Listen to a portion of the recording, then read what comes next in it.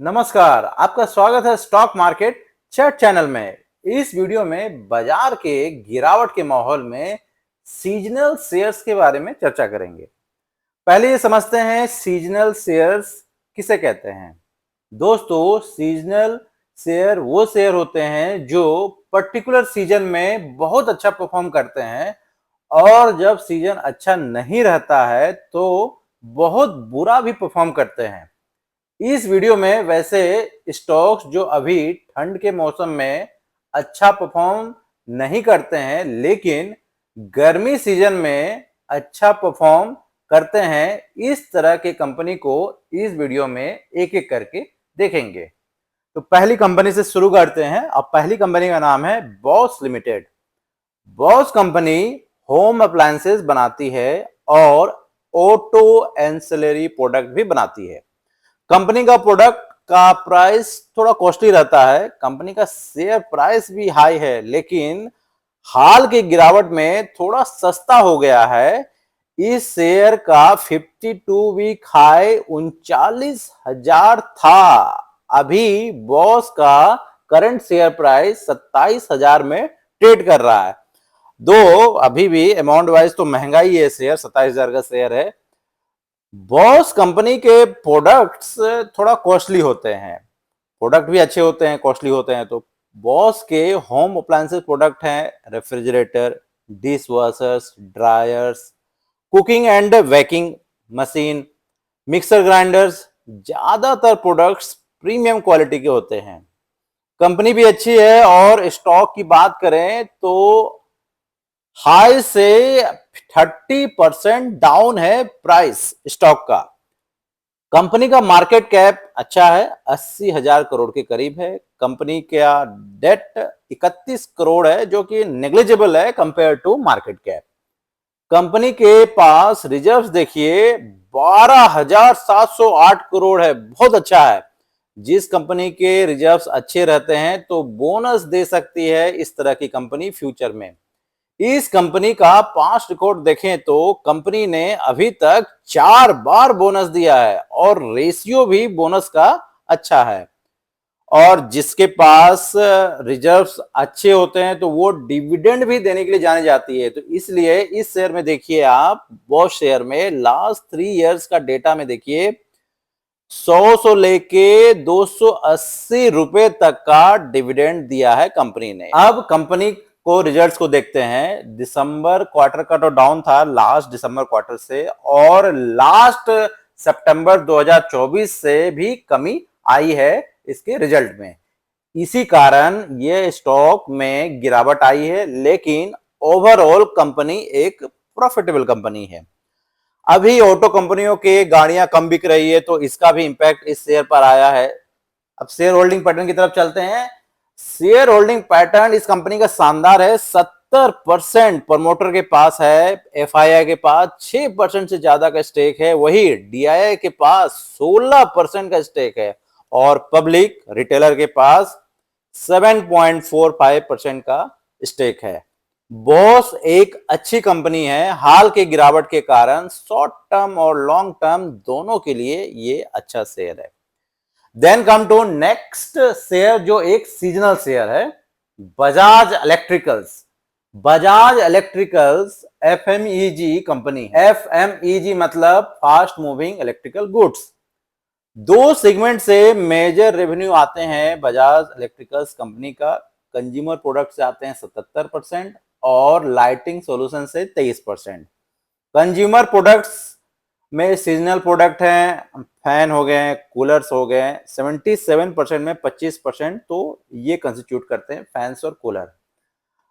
मतलब आने वाली गर्मी सीजन में फैन और कूलर की डिमांड बढ़ जाएंगे तो इससे कंपनी का रेवेन्यू बढ़ेगा और प्रॉफिट भी बढ़ेगा। कंपनी का शेयर प्राइस अभी आप देखिए 37%, 37% डाउन है अपने हाई से। कंपनी का फाइनेंशियल रिजल्ट सो रहा है, ना ज्यादा खराब ना ज्यादा अच्छा। वैसे Q2 और Q3 रिजल्ट अच्छे नहीं आ रहे हैं अभी हाल फिलहाल में कई कंपनियों के, और बाजार का सेंटीमेंट भी नेगेटिव है। बजाज इलेक्ट्रिकल्स एक सीजनल शेयर है और शेयर में गिरावट लगभग 40% हो गया है। इस शेयर को शॉर्ट टर्म और लॉन्ग टर्म दोनों नजरिए से देख सकते हैं। और वैल्यू इन्वेस्टिंग भी कहना गलत नहीं होगा, क्योंकि शेयर को सस्ता दाम में खरीदेंगे तो ही मैक्सिमम रिटर्न मिलता है लॉन्ग रन में या शॉर्ट टर्म में। शेयर होल्डिंग भी पैटर्न इस कंपनी का बहुत अच्छा है, ना ज्यादा खराब है, मतलब अच्छा ही कह सकते हैं। 62% से ज्यादा प्रमोटर के पास है। अब नेक्स्ट शेयर की तरफ चलते हैं, जो अगेन एक सीजनल शेयर को डिस्कस कर रहे हैं, Crompton Greaves. Crompton Greaves company भी बजाज इलेक्ट्रिकल्स का राइवल ही कह सकते हैं, क्योंकि इसके भी मैक्सिमम वही प्रोडक्ट्स है जो बजाज इलेक्ट्रिकल के हैं, that is fans, lightings, home appliances और पंप्स। वैसे क्रॉम्पटन ग्रीव्स बजाज इलेक्ट्रिकल से बड़ी कंपनी है। क्रॉम्पटन ग्रीव्स का मार्केट कैप 21,300 करोड़ है। वही इसका डेट 488 करोड़, लोन जो कर्ज है 488 करोड़ है। मतलब ठीक है, यदि आप कंपनी का मार्केट शेयर को देखें, इस कंपनी का फाइनेंशियल रिजल्ट ठीक ही आया था। वाई ऑन वाई बेसिस पर 31% का प्रॉफिट ग्रोथ बढ़ा। हाँ, क्यू ऑन क्यू बेसिस में कमी आई 13% की, क्योंकि ऑब्वियस है, being a seasonal issue, profit तो कम होना ही था इस क्वार्टर में। वैसे कंपनी का प्रॉफिट कंसिस्टेंटली पोस्ट कर रही है, प्रॉफिटेबिलिटी कंपनी है, और बीइंग ए सीजनल होने के कारण प्रॉफिट ऊपर नीचे होते रहता है क्रॉम्पटन ग्रीव्स कंपनी का। कंपनी का शेयर होल्डिंग पैटर्न पिक्यूलियर है। क्यों पिक्यूलियर मैं कह रहा हूं? क्योंकि यहां पे प्रमोटर होल्डिंग जीरो है, प्रमोटर की कोई होल्डिंग नहीं है। डीआईआई के पास 53% का स्टेक है, मतलब इनडायरेक्टली आप कह सकते हैं वो एक कंपनी की ऑनर ही है डीआईआई। वैसा ऐसा नहीं है, डीआईआई की holding different different mutual fund के पास है, एक पर्टिकुलर डीआईआई के पास नहीं है। एफआईआई की बहुत होल्डिंग है, वो भी 34% से थोड़ा ज्यादा, और पब्लिक के पास 12.54% की होल्डिंग है।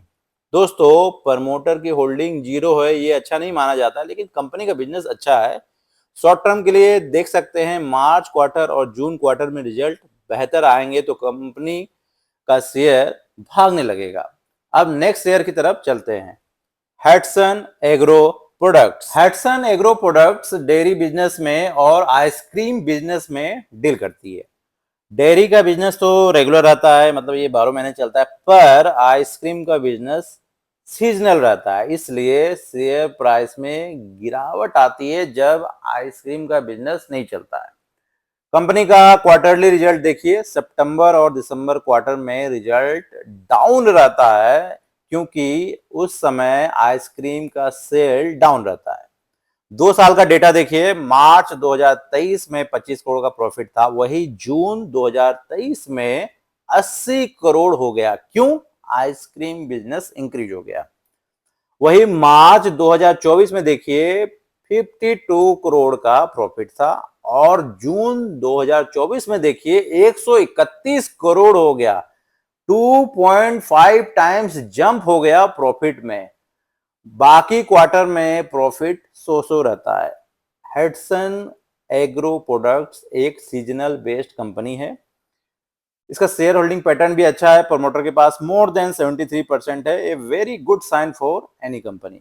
हैट्सन एग्रो अराउंड 25% गिरावट दिखा दिया है शेयर में, अपने हाई से हाल के गिरावट में, लेकिन again good company for value investing.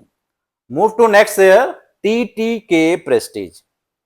TTK Prestige India का लार्जेस्ट किचन वेयर प्रोडक्ट बनाती है। प्रेशर कुकर पॉपुलर प्रोडक्ट है, और एक 9,500 करोड़ के करीब का मार्केट कैप है इस कंपनी का। कंपनी ने डेब्ट भी बहुत कम है, 176 करोड़ का। इस कंपनी का क्वार्टरली रिजल्ट भी ठीक ठाक आया है, क्यू ऑन क्यू बेसिस पर इंप्रूवमेंट है। हाँ, वाई ऑन वाई बेसिस पर डिक्लाइन आया है दिसंबर 2024 क्वार्टर के रिजल्ट में। इस टाइप की कंपनी में लोकल प्लेयर जो है बहुत आ गए हैं, तो मार्केट शेयर कम हो रहा है, इससे कंपनी का प्रॉफिटेबिलिटी में कमी आई है, और मार्केट शेयर भी कम हुआ है। प्रमोटर की शेयर होल्डिंग इस कंपनी की मोर देन 70% है, जो कि बहुत अच्छा है। गर्मियों में इस कंपनी की सेल्स बढ़ती है तो रिजल्ट अच्छे आने लगेंगे, तो शेयर प्राइस में तेजी देखने को मिलेगी। शॉर्ट टर्म और लॉन्ग टर्म दोनों के लिए अच्छी कंपनी है। Now move to the next company share, Voltas. Voltas Tata group की रेनॉल्ड कंपनी है और इस कंपनी का मेन प्रोडक्ट है एयर कंडीशनर, जो कि एक सीजनल प्रोडक्ट है। लेकिन आजकल एयर कंडीशनर दो तरह के आ रहे हैं, गर्मी में ठंडा करने वाला एसी और ठंड में गर्मी करने वाला एसी। तो कंपनी ने बाहर के देश में इस तरह के प्रोडक्ट बेचा है, तो कंपनी का रिजल्ट दिसंबर 2024 क्वार्टर में अच्छा पोस्ट किया है। लेकिन इंडिया में एसी की बिक्री गर्मी में ज्यादा होती है, तो अभी गर्मी 1-2 महीने में आने वाली है, तो एसी की सेल्स बढ़ेगी। वोल्टास शेयर लास्ट 1 मंथ में 25% के करीब डाउन हो चुका है। आने वाले 2-3 महीने में कंपनी के सेल्स के अच्छे नंबर आएंगे तो वोल्टास कंपनी में तेजी देखने को मिल सकती है। अगले शेयर को देख लेते हैं, symphony. Symphony company cooler manufacturing के लिए जानी जाती है। कूलर की बिक्री गर्मी में अच्छी होती है। एक सीजनल शेयर है अगेन सिम्फनी, तो कहना गलत नहीं होगा सिम्फनी को। यही कारण है कंपनी ने लॉस घाटा पोस्ट किया है दिसंबर 2024 क्वार्टर में, क्योंकि कूलर की बिक्री बहुत कम हो जाती है इस क्वार्टर में। यह कंपनी का शेयर अपने हाई से 40% तक टूट गया है। सिम्फनी कंपनी का मार्केट कैप 7,500 करोड़ के ऊपर है और कंपनी के फाइनेंशियल भी अच्छे हैं। कंपनी का शेयर होल्डिंग पैटर्न भी जबरदस्त है। प्रमोटर के पास मोर देन 73% का स्टेक है, वही एफआईआई के पास 6% से ज्यादा का स्टेक है और डीआईआई के पास 8% से ऊपर का स्टेक है और पब्लिक के पास 11.33% का स्टेक है। सिम्फनी कंपनी में अभी निवेश का अच्छा समय। हाँ, कंपनी का शेयर वैसे डाउन ट्रेंड में चल रहा है। नेक्स्ट शेयर की कंपनी को देख लेते हैं, वेदांत फैशन। वेदांत फैशन का फेमस ब्रांड है मान्यवर।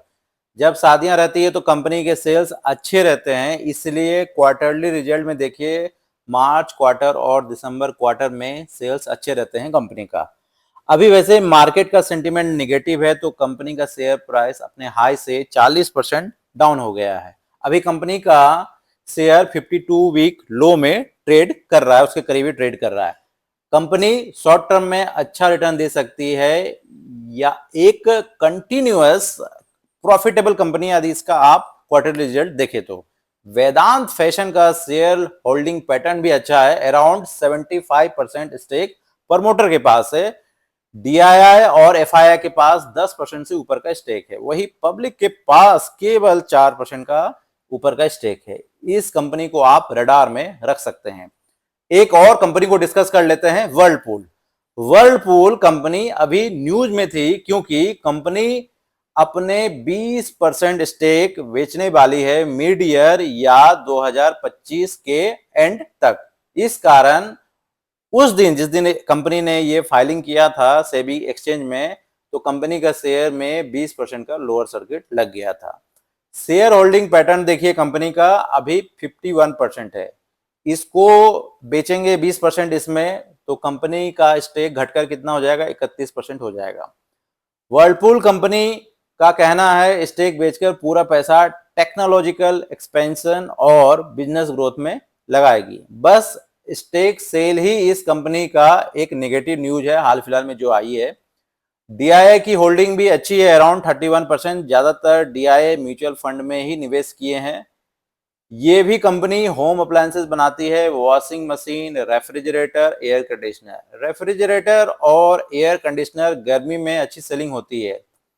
स्टेक सेल के न्यूज के बाद कंपनी का शेयर लगातार गिरावट ही दिखा रहा है और कंपनी शेयर प्राइस में अभी तक 60% तक साफ हो गया है। वैसे कंपनी के प्रोडक्ट ठीक है, लेकिन कंपनी का शेयर डाउन ट्रेंड में चल रहा है। आप इस कंपनी को रडार में रख सकते हैं। इस वीडियो में मैंने जो भी स्टॉक्स डिस्कस किया हूं, इसमें किसी तरह का कोई परचेज या सेल का कोई रिकमेंडेशन नहीं है। आपके पास कौन सा सीजनल शेयर्स हैं, कमेंट में जरूर बताएं। आपको आज का वीडियो अच्छा लगा तो इस वीडियो को लाइक, सब्सक्राइब, कमेंट और शेयर कर सकते हैं। धन्यवाद।